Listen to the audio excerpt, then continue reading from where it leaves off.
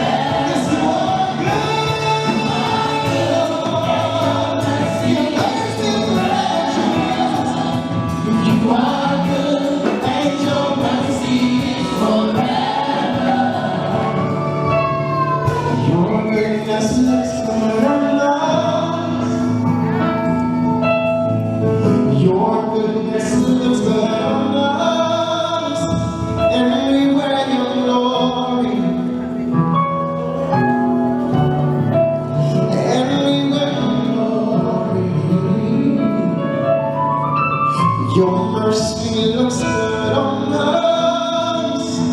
We don't deserve it. Your mercy looks good on us. And we wear your glory. And we wear your glory. Father, we just thank you.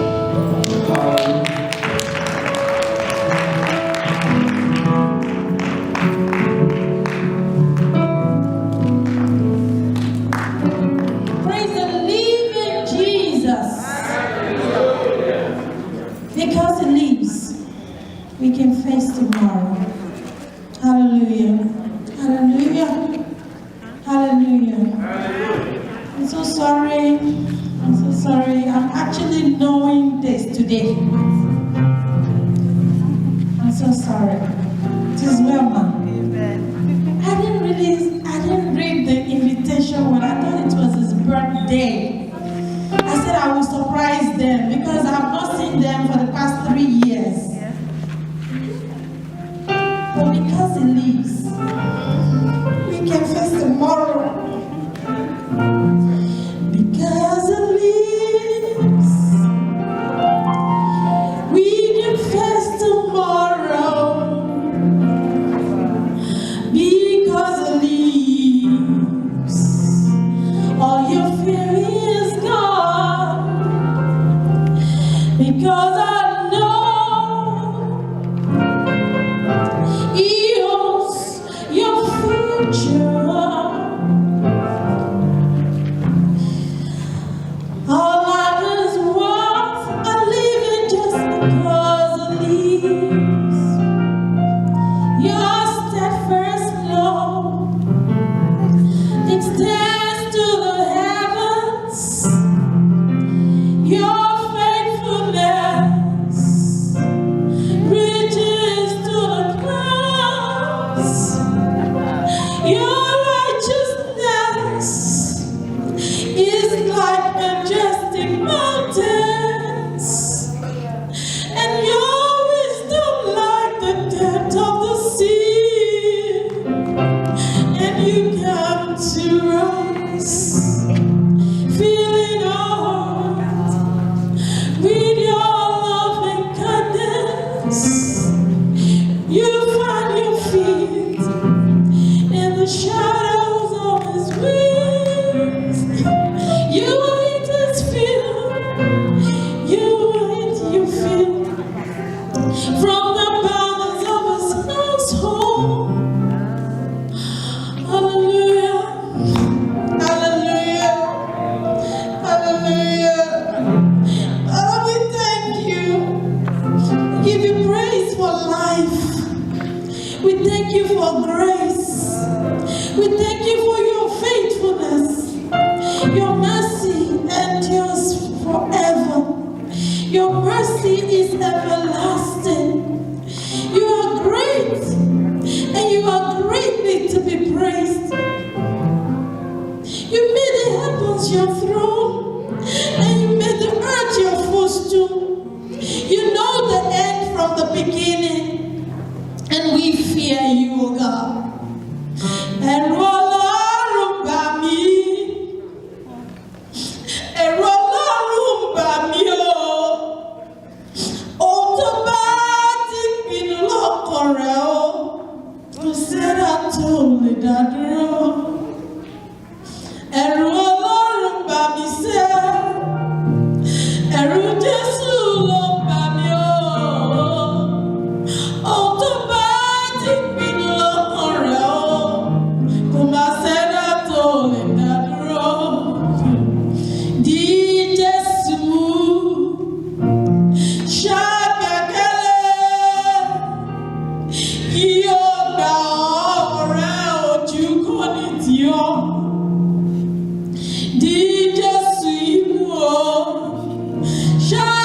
ṣàgbékalẹ̀, yóò gbà ojú kò ní tì ọ́.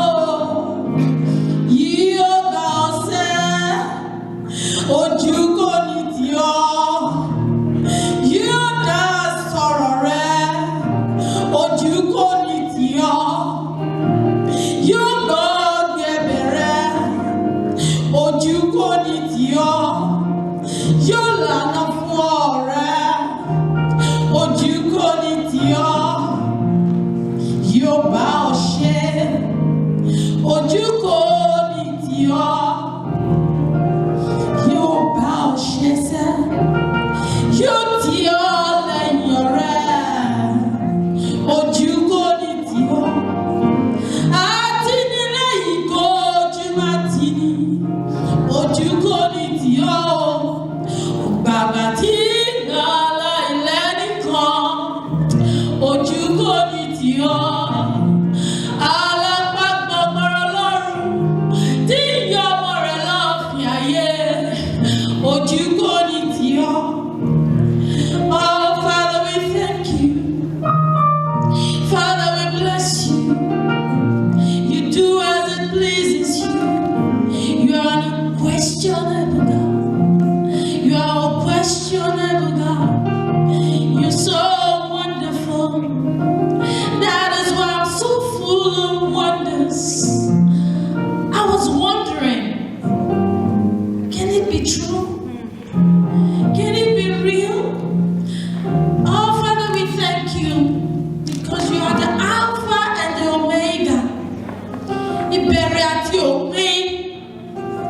ọba tó mọ̀ òpin láti bẹ̀rẹ̀ ohun gbogbo, ọba tó lè bá wa ṣe, ọ̀gbàgbà tí gbẹlẹ́ṣẹ̀ là, elétí ìlú kára bí ajere, ọlọ́wọ́ gbọ́gbọ́rọ́ lọ́rùn tí yọmọ rẹ̀ lọ́fìn ayé. Ọba elétí ńlá, ọlọ́wọ́ ńlá, alápá ńlá, olójú ńlá. Olúwa, ẹ̀rù ẹ bà mí o, ẹ̀rù ẹ bà mí o, ẹ̀rù ẹ bà mí o. Lord, I stand in awe of you. I stand in awe of you, Lord. I stand in awe of you, Lord. Only God to all praises to you. I stand in awe of you. I stand in awe of you. I stand in honor of you. I stand in fear of you, Lord. Bow before you, Lord. Bow before you, Lord. You're wonderful, God. You're still worthy of our praise. The word says in all things we should give you thanks. We give you thanks. We give thanks. With a grateful heart, give thanks to the Holy One. Give thanks because it's given Jesus Christ, His Son. And now let the weak say, I am strong. Let the poor say, I am rich, because of what the Lord has done for us. And now let the weak say, I am strong. Let the poor say, I am rich, because of what the Lord has done for us. Give thanks. Ìdè fúnra lọ́wọ́ wọn ò bàbá. Ìdè fúnra lọ́wọ́ wọn ò bàbá. Má wò wọ́n níran bàbá. Má kọ̀ wọ́n sílẹ̀ Olúwa. Ìdè fúnra lọ́wọ́ wọn ò bàbá. Ìdè fúnra lọ́wọ́ wọn ò bàbá. Ìdè fúnra lọ́wọ́ wọn ò bàbá. Má wò wọ́n níran bàbá. Má kọ̀ wọ́n sílẹ̀ bàbá. Ìdè fúnra lọ́wọ́ wọn ò bàbá. Ọkọ̀ ògo. Ìdè fúnra lọ́wọ́ wọn ò bàbá. Bàbá tí ń gbà láì lára. Ìdè fúnra lọ́wọ́ wọn ò bàbá. Ọba tí ń lànà ságìjù ayé. Ìdè fúnra lọ́wọ́ wọn ò bàbá. Ó sọkún dìyàngbẹ́ ilẹ̀ bàbá. Ìdè fúnra lọ́wọ́ wọn ò bàbá. Má wò wọ́n níran bàbá. Má kọ̀ wọ́n sílẹ̀ bàbá. Ìdè fúnra lọ́wọ́ wọn ò bàbá.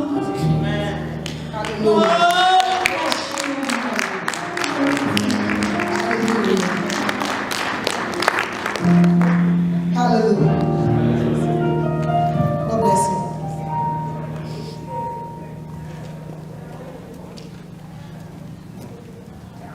You can only imagine what she's going through, right? She came here with expectation to celebrate the birthday of dear brother Modu. Glory be to God. Amen. Hallelujah. We're going to quickly go into the next program that we have on the schedule tonight. Words Made Popular by Amos Amodu. And I have some people written down here to come and talk about Brother Amos Amodu. I know each and every one of us have something to say But if we have to go through all that list in night, we won't be able to, then we'll just let the whole night here. And so I'm going to call on some few people in our midst tonight to come and talk about Brother Amos Amadu. If you get your name, get ready, we're going to go in order. I'll first have Mr. Ruben Adejo, and followed by Brother John Amanda Atta, and followed by Brother Debo Adesina. Let me pronounce it for you. And, okay, Andrea. Should I pass on you? Okay. And we have Andrea. And if we do this very quick, then the floor will be open to any other person that have something to say. We're going to be very quick with this. So may I have Mr. Ruben Adejo.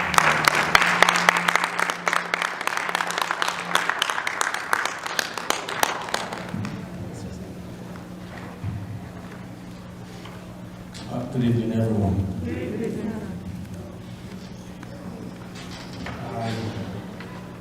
I never imagined I was going to do something like this for Brother Amos. Amos was more than a friend to me. He was a brother. And he's always been the last person I speak with every night. Sometimes we could be on the phone until 2 o'clock in the morning. That's how close we were. We shared so many exciting testimonies and stories of what God has meant to us. So once I see a text message at 1 o'clock in the morning, and it says, awake, I know it could only be from Amos, because he needed somebody to talk to. And even when he traveled to Nigeria, we were talking every day until the Lord decided to do what was best in his eyes. And we remain grateful to God. In the course of my interaction with Brother Amos, I remember in 2015, we were members of the Igala Association, and I remember we had a meeting in one of our brothers' house, Mr. Palua, and there was an issue that came up. And he said something, because that's one thing with him, he always speaks his mind. And when he spoke his mind, so I followed it up with agreeing with what Amos had said, and I said, this is what we feel about this. And then one of our members called us floor members.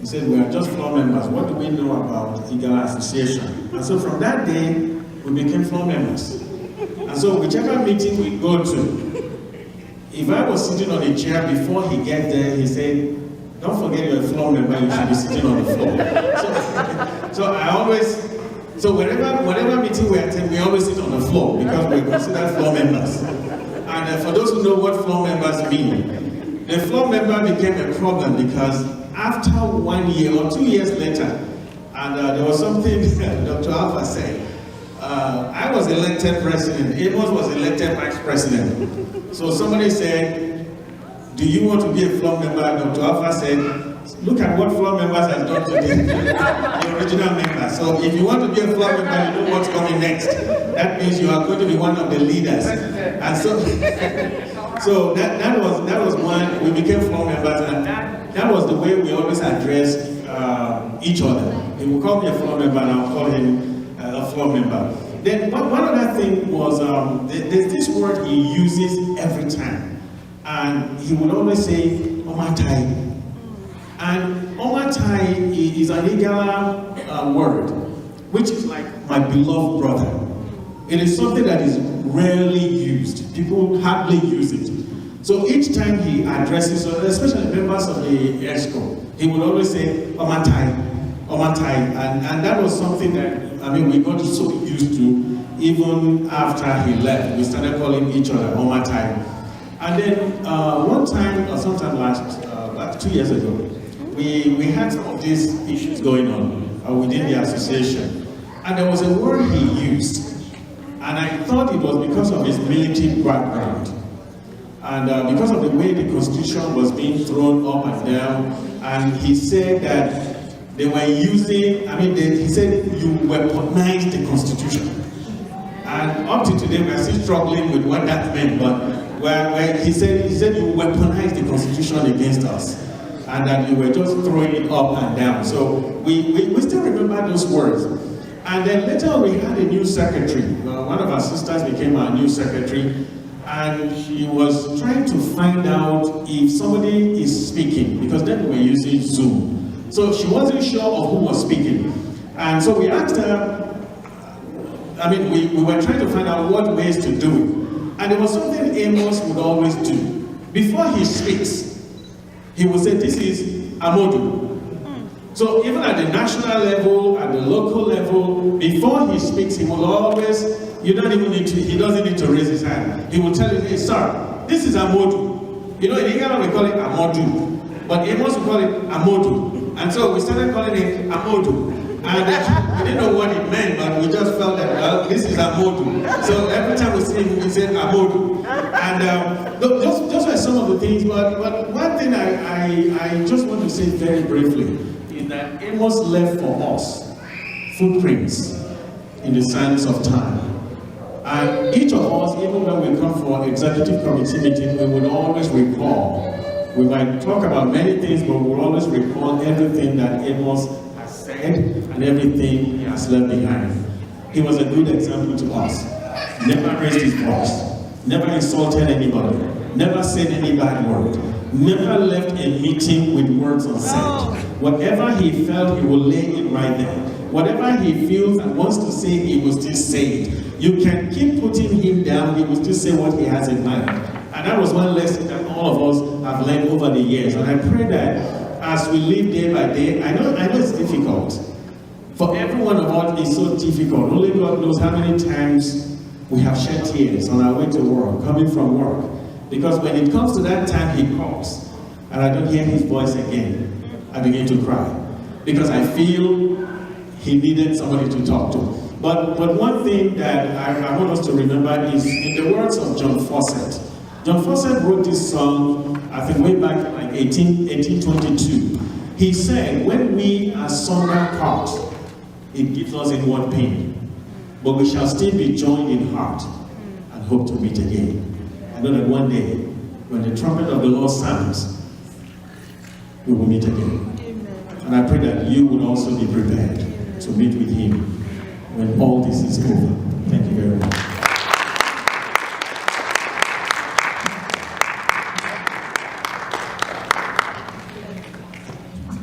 Praise the Lord.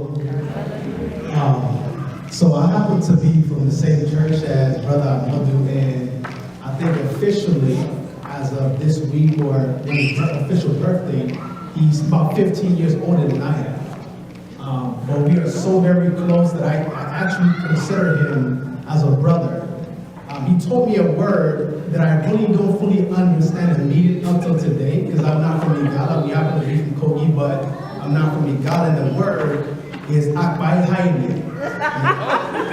So I see all the Igala people probably laughing. I don't know what that means, but I think it's something, my friend, how you doing, something along that line.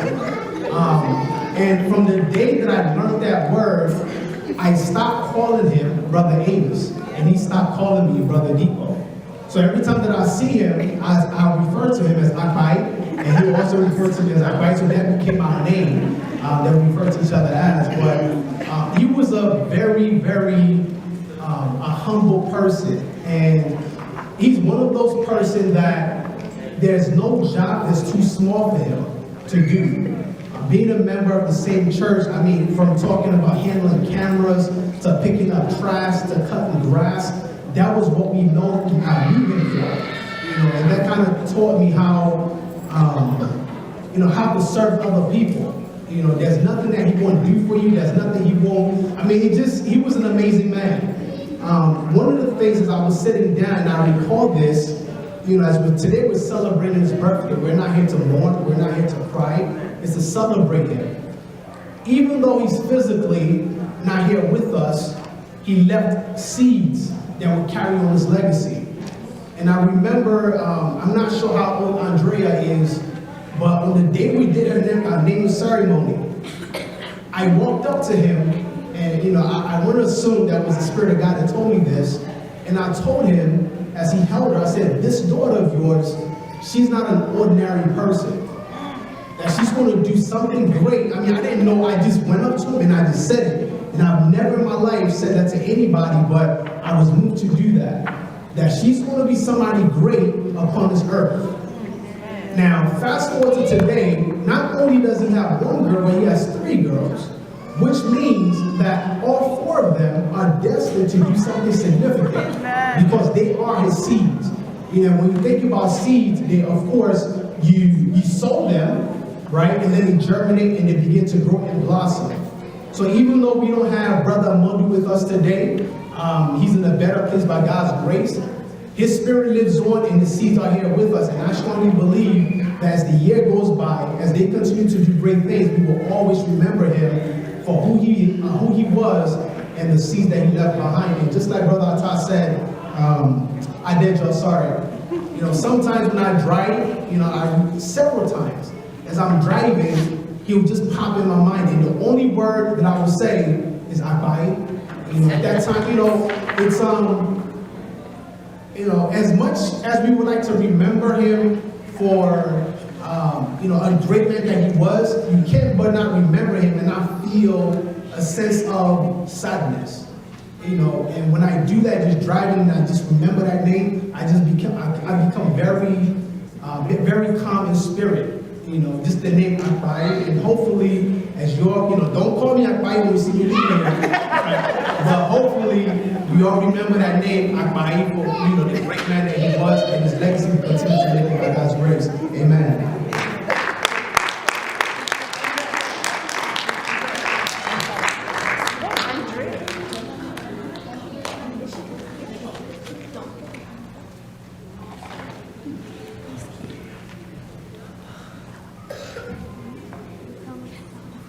Good evening, church.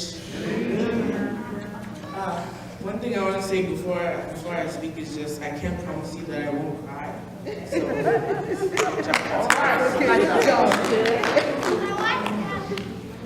So, as you all know, I'm the firstborn daughter of our beloved father and friend, Amos Amadou.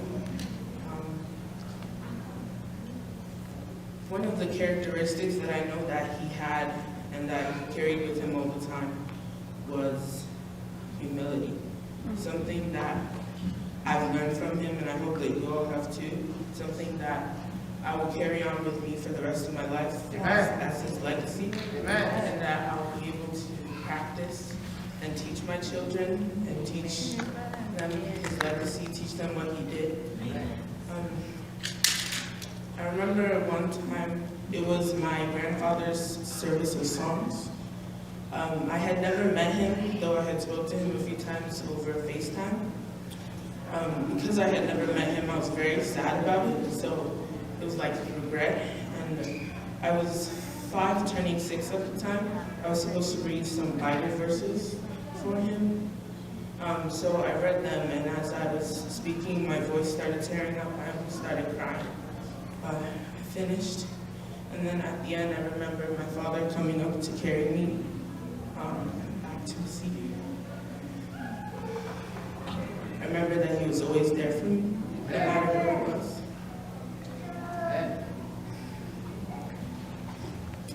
Another funny thing that we talked about all the time is something that he used to say whenever my mom was driving.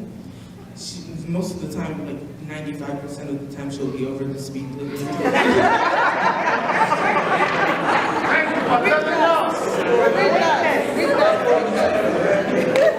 Two of her friends said that her witnesses, they can testify. Even if it's just by 2 or 3 miles per hour, my dad would slow down, please. All right. And one time when she was actually pregnant with me, she was driving and she was driving a little too fast, so my dad was worried about that. He also had songs that he made for us. I don't remember the last one for Ella, but I do remember. I remember me, Grace and Glory. Mine was Chanani, oh my dada, oh my dada, oh my dada, Chanani, oh my dada, ooh I dare. Grace and glory, grace and glory, Chanani sister.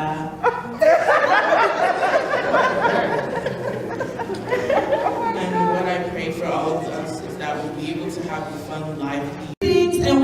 expect the men to just support us. Half the time they don't even understand, but they support because they love us so much.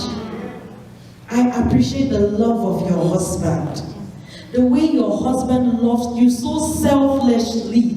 There are days I will come, she'll not even be there, he'll be there measuring my dress. I'm like, die. When my husband, they are struggling to put my outfit on. But I just had to come up here and say that Mr. Amos left a mark in our family. Not just the times that I will come, but I always know of that man that regardless of anything, he will be that strength and that prayer warrior for his wife. Thank you so much. Thank you for the opportunity to make me to know your husband. I appreciate it, and all the kids, and now my kids, and they come and they met and say hello, ma. At first I used to wonder, like, what are they doing? And then they said they're greetings. Sorry, I'm not Nigerian, I'm Cameroonian. So it's a little bit, but she's made me, even the songs we sing when I get there, you would think that I'm actually a Nigerian. Thank you so much, everyone. I appreciate you. Mommy, where's mommy? Mommy, thank you. God bless you for all your hard work, and only God will reward you. I love you all. Thank you. Hallelujah. Thank you. I don't give one more chance to anybody else. One more space. Oh, okay. See, I have 3 minutes. Do I one more? Okay, I'll give you a chance. I'm going to be really quick, all right? Praise the Lord. One of the things I know about Mother Amos was in Kogi meeting. Anytime we have meeting going on, he's the first person that comes there, arrange the chair, making sure things are together.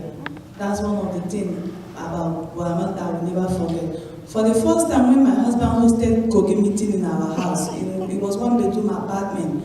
It was just no space at all. I was so worried about it. When Bodemos got there, he rearranged the chair. He made sure everything was put together.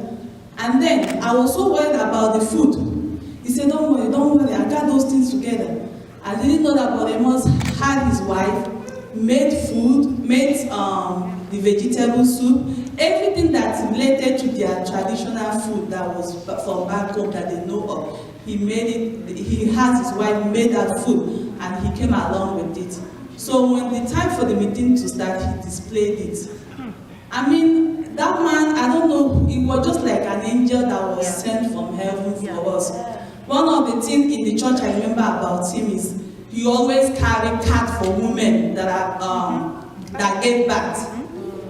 More special when you're coming offloading the kids from the car, he's there to help you to drag the children to inside. And one of the mark he left on me is that when I had my first child, he would ask me, where is the second one? When I had the second one, he said, where is the third one? So when I had the third one, he said, where is the fourth one? I said, no, I'm good, stop saying that.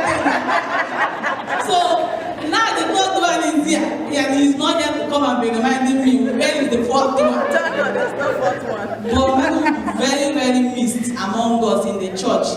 Even when we go to fellowship, like Wednesday fellowship, your car gets spoiled, he's there to help you fix it.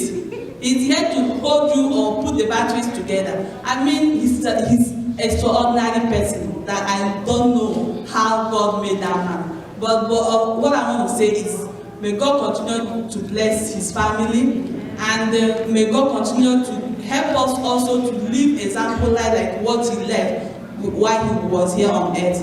Praise the Lord. Praise the Lord. Hi, everybody. I know she's trying to see me on. Brother Amos, I have a lot to say, but I know it's a short time. I'm not in Ghana, but I speak the language. I went to school there, so I know a lot of the people he knows, and a lot of people Auntie Veronica knows. So, okay. One of those, I don't remember what year it was, I went to the bank.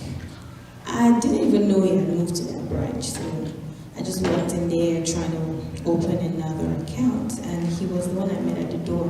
The way he hugged me and laughed and everything, there was someone else who was supposed to attend to me, but I was like, no, I want him.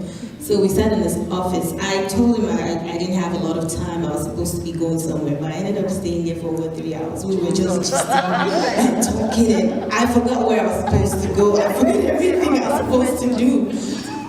And then I looked at him, I was like, oh, cool. He said, hey, but we enjoyed the talk, right? And, you know, I enjoyed the talk. I even promised I was going to come back another day. That's how fun it was. And I lost my dad 3 months ago, also. And I sat down at some point just comparing lives, and I'm like, they're kind of alike. I'm like, did God just send angels down to earth and then he decided, okay, 2021, it's time, come back home? Because I look at his life and I'm like, wow, there's still people like that. And I look at my dad and I'm like, maybe there were brothers that never were. I'm sure he's in heaven. And I'm sure my dad is there because I saw it, God showed it to me. And I had a lot to say. I sat down there, I had a lot to say, but I'm just here, I'm just dazed. But one thing I can say for sure is that God knows what he was doing. Oh, yes. It wasn't an accident, it didn't happen by chance. It was intentional. God called back his angels before the evil of life would touch them. Yeah, God didn't want them corrupted, he wanted them back. So he took them. So that's the conclusion I have. So when I sit down and I cry about my dad, and I'll be like, that man is enjoying it. He's sitting there worshiping with the elders and I'm here crying. The man is over there just, worshiping. I was talking to my mom yesterday, she was crying again because she's been with my dad for 45 years. So how do you live without someone you've known all your life? But I told her something. I said, remember there was a man of God who died many years ago. We were still young. My dad would preach and he'll be like, the congregation gathered and they were praying and they prayed him back. He actually, God released him back to life. And the first thing he said was, why did you bring me back to this mess? And my dad was like, that's America. Imagine someone calling America. What do you call Nigeria? So I told my mom, I said, remember that? So that means he wouldn't want to come back. Dad doesn't want to come back. He's happy where he is. He's doing way better. So I'm glad he's in a better place. He's in the place that befits him. And we're just going to celebrate God for his life. Hallelujah. Thank you, exactly. That's what we're doing tonight, celebrating God on behalf of Brother Amos and the family. So may I have the choir come over for a special song tonight. Thank you. We can do better. Let's give it up for Jesus. Hallelujah. Keep giving it up for Jesus.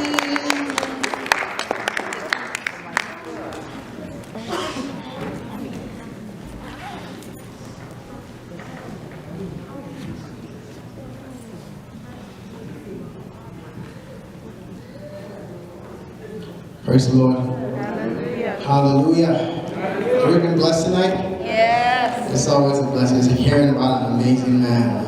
It's just such a blessing. One of the last songs we're going to be ministering tonight is titled Promises. And it's kind of a recurring theme throughout today, how great God's faithfulness is. And that song just never around like that. So as we minister this song tonight, we pray that you are blessed in Jesus' name.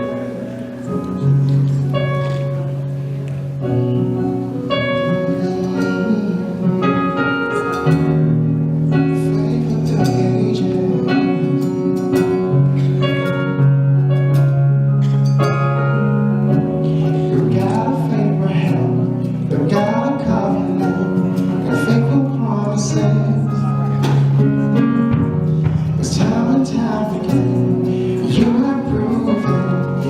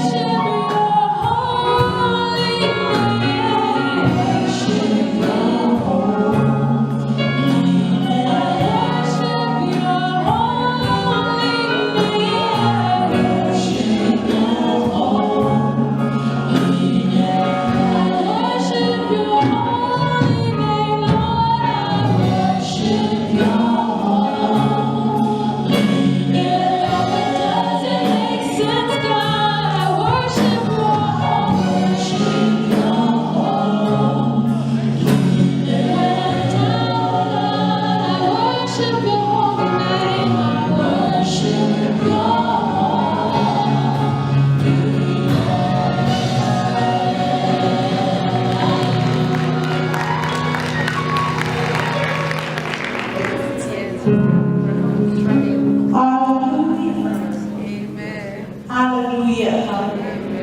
Hallelujah. I just want us to sing this song together. The title of the song says One on One. And it's just saying that though we are different people and we are from different places and we have different situations and different issues, but we have one God that serves every individual, one after the other, one after the other. As a matter of fact, as we're sitting down right here, He's serving us at the same time, one on one. So I just want us, if you know the song, you can join us and sing the song together with us. Hallelujah.